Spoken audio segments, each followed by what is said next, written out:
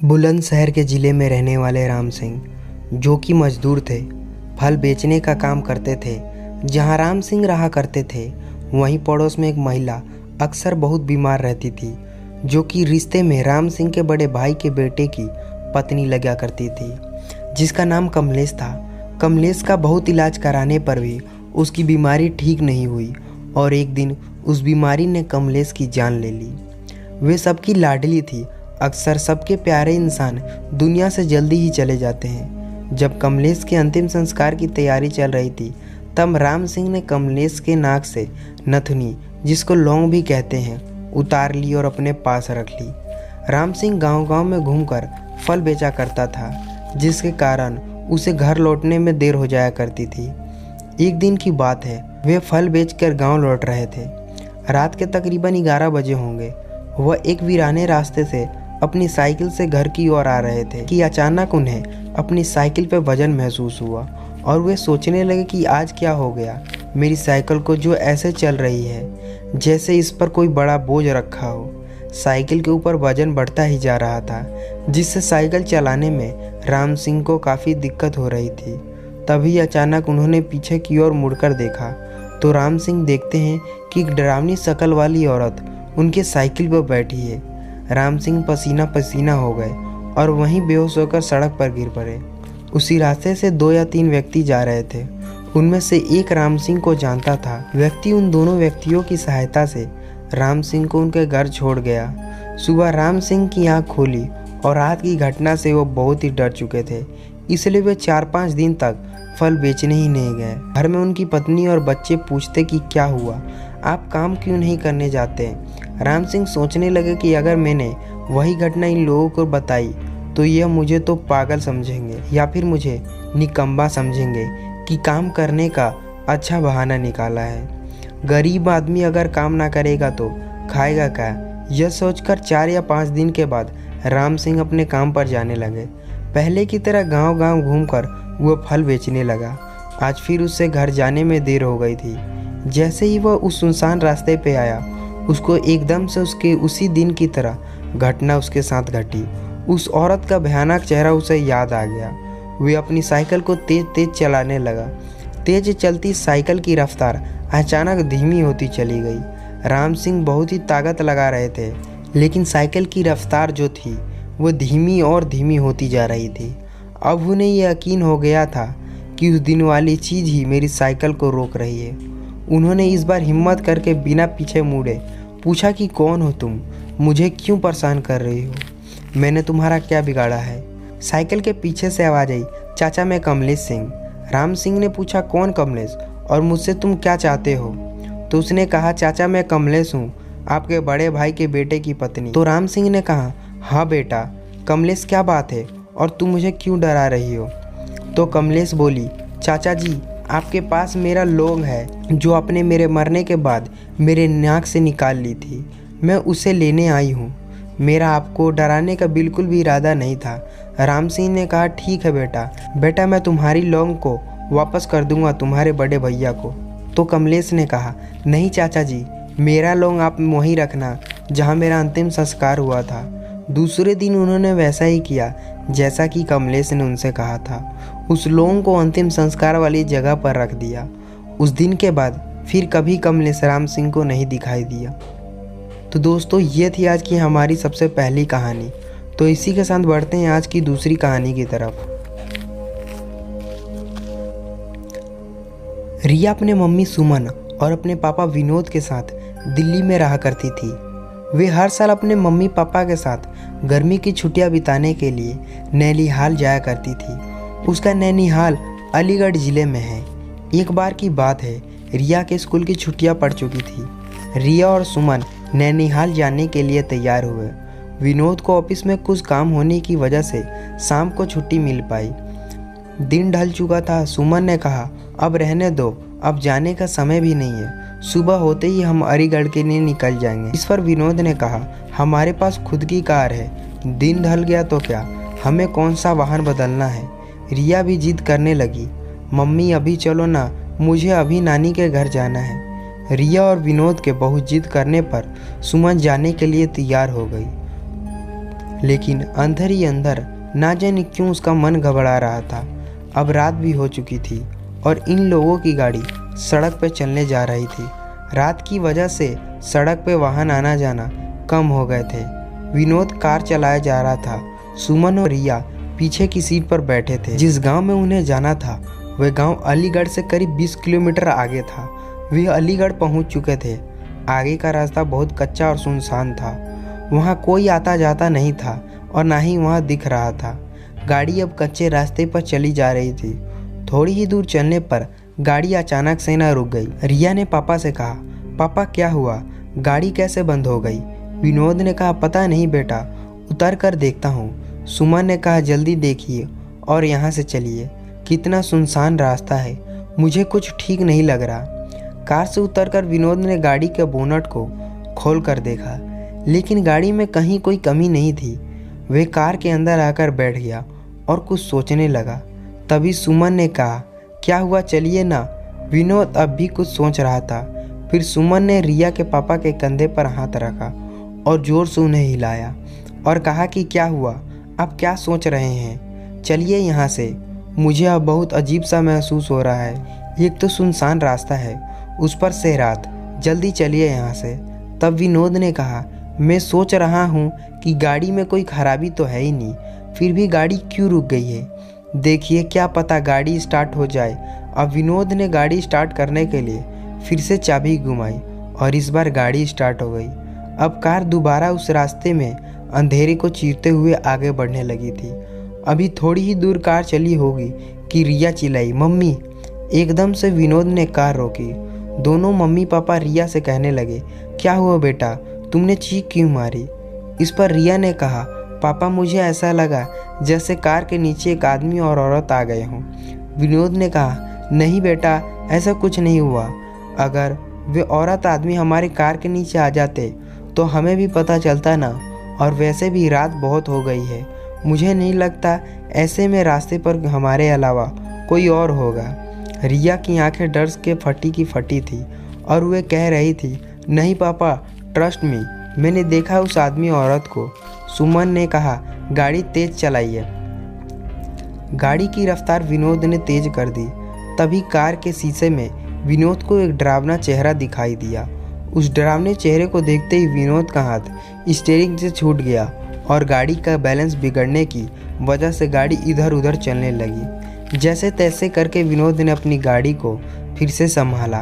तभी सामने एक औरत और एक आदमी उन सबको दिखाई दिया जो कि गाड़ी रोकने का इशारा कर रहे थे, लेकिन विनोद ने गाड़ी नहीं रोकी बल्कि गाड़ी की रफ्तार और तेज कर ली, क्योंकि अभी तक वे रिया की बात पर विश्वास नहीं कर रहे थे। और अचानक से उन दोनों आदमी औरत को ऐसे कार के सामने आता देख वे भी घबरा गए थे। विनोद तो पसीने से लथपथ गाड़ी को अंधाधुंध रफ्तार में भगाया जा रहा था। तभी उन्होंने देखा कि वे औरत आदमी जिनको विनोद ने अभी पीछे छोड़ दिया है फिर से सामने खड़े हैं और गाड़ी रोकने का इशारा कर रहे हैं। अब उन तीनों की जान मुंह में आ गया था। अचानक सुमन का फ़ोन बजा। सुमन ने कहा, हेलो कौन? दूसरी तरफ से सुमन का भाई अर्जुन बोल रहा था, हेलो दीदी, कैसे हो आप? सुमन ने कहा, भैया कुछ ठीक नहीं है, इस रास्ते पर बहुत गड़बड़ है। और सुमन ने उन दोनों आदमी और औरत के बारे में अर्जुन को बताया। तब अर्जुन ने कहा, दीदी आप चिंता मत करो, मैं अभी आता हूँ। और 10-15 मिनट बाद अर्जुन उस रास्ते पर आकर खड़ा था। विनोद ने गाड़ी रोकी और कहा, अच्छा हुआ अर्जुन तुम आ गए, पता नहीं क्या हो रहा है हमारे साथ, कुछ समझ में ही नहीं आ रहा। अर्जुन ने कहा, कोई बात नहीं जीजा जी, मैं आ गया हूँ ना, अब आपको कोई प्रॉब्लम नहीं होगी।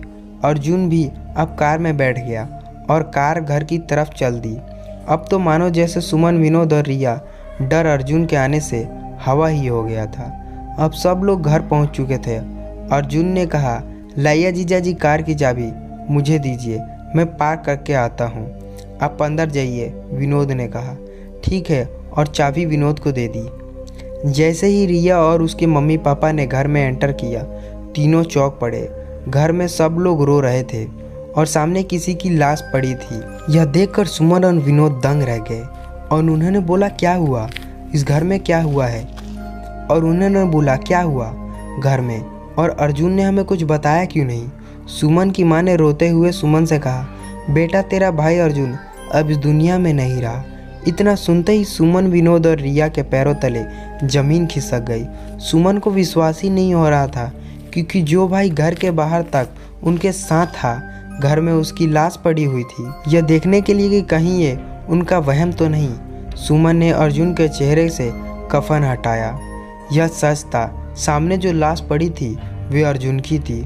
सुमन के पिता ने बताया कि रात के 9 बजे अर्जुन अपनी बाइक से घर आ रहा था। तभी उसकी बाइक एक ट्रक से जोरदार जाकर टकरा गई, जिसके कारण सर पे चोट लगने के कारण उसकी वहीं मौत हो गई। अगर अर्जुन मर चुका था तो बाहर कौन था? दोस्तों, कभी कभी ऐसा होता है कि हमारे चाहने वाले हमसे मरने के बाद भी दूर नहीं जाते। वो लोग हमसे इतना प्यार करते हैं कि मरने के बाद भी वो हमारे साथ रहते हैं। इस कहानी के बारे में दोस्तों आपकी क्या राय है, देना ना भूलें। तो चलिए बढ़ते हैं इसी के साथ आज की तीसरी कहानी की तरफ। वे रात आज भी याद आती है तो दिल की धड़कनें रुक सी जाती है। बारिश की वे रात कितनी भयानक थी, चारों तरफ बस चीखे ही चीखे। काश वे रात कभी मेरी जिंदगी में ना आई होती। सिया अचानक से न उठकर बैठ गई। तभी उसने देखा कि वे अपने घर के बेडरूम में बैठी है। मम्मी मम्मी जल्दी आओ। आ रही हूँ, इतना क्यों चिल्ला रही है? सिया की माँ चाय लेकर आई। सिया ने चाय पिया और नहाने चली गई। बाथरूम में भी सिया उसी रात के बारे में सोच रही थी। बाहर आई तो उसकी माँ ने समझाया कि भूल क्यों नहीं जाती तू उस रात को एक बुरा सपना समझ के। सिया ने बोला, कैसे भूल सकती हूँ माँ, आप ही बताओ उस रात को। वे रात, भयानक रात मुझे आज भी याद आती है और मैं उसे कभी नहीं भूल सकती। तभी सिया उठी और जाकर कार में बैठ गई। सिया और उसका परिवार कार में मैसूरी के लिए निकले थे। देहरादून से मैसूरी का सफ़र लगभग 2 से 3 घंटे का था। रास्ते में सिया अपनी उन्हीं पुरानी यादों में खो गई थी। आज से लगभग 5 साल पहले सिया पहली बार मुंबई गई थी। उसे मुंबई से आगे किसी गांव में जाना था। जब वह स्टेशन पर उतरी तो रात के तकरीबन 10 बज चुके थे। स्टेशन पर उसने एक छोटी सी दुकान से चाय पी। उसे साथ में भूख भी लग रही थी तो उसने साथ में ही एक समोसा भी खाया, क्योंकि उसे पता था कि सुनसान रास्ते पे उसे खाने को कुछ नहीं मिलेगा। इसलिए वह चाय के साथ ठंडा समोसा खा के चल पड़ती है। दूर दूर तक उसे कोई टैक्सी नहीं मिल रही थी। बहुत आगे जाकर उसे एक टैक्सी दिखाई दी। चालक को देखकर सिया एकदम डर सी जाती है। बड़ा सा चेहरा, काला रंग, बड़ी बड़ी आंखें, चेहरे जख्म से भरे हुए। ना चाहते हुए भी सिया को उस कार में बैठना पड़ता है। कार तेजी से दौड़ने लगती है। जंगल का रास्ता, हर तरफ सिर्फ अंधेरा ही अंधेरा। भैया अभी और कितनी देर लगेगी?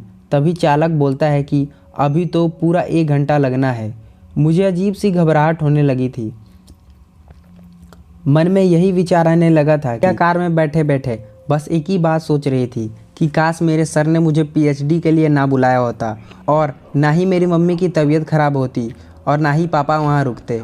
दोनों भाई तो पहले ही विदेश में जाकर बैठे हैं। यह सोच रही थी कि ना चाहते हुए भी मुझे यहाँ आना पड़ा है। अगर पीएचडी का सवाल ना होता तो मैं ये जोखिम कभी नहीं उठाती।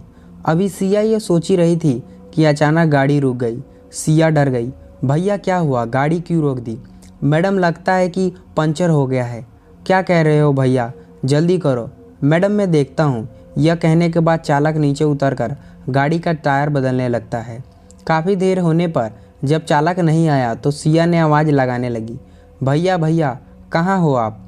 जब आवाज़ लगाने पर भी चालक ने कोई रिस्पॉन्स नहीं दिया तो सिया को हिम्मत करके कार से बाहर आना ही पड़ा। बाहर निकलते ही सिया की चीख निकल गई। वे ज़ोर ज़ोर से चीखने लगी, भैया भैया। सामने चालक की लाश पड़ी थी। सिया इधर उधर दौड़ने लगी।